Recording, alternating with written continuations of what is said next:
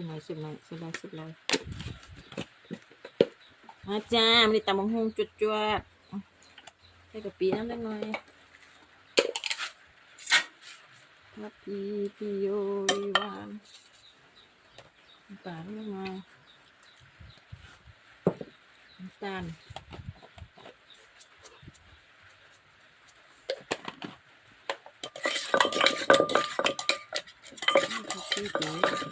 มันเห็นมุมนี่นะ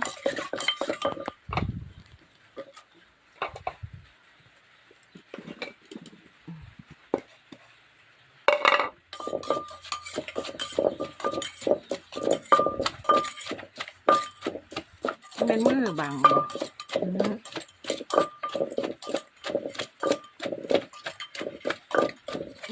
สีเป็นตะเกียบแท้ดีก็ได้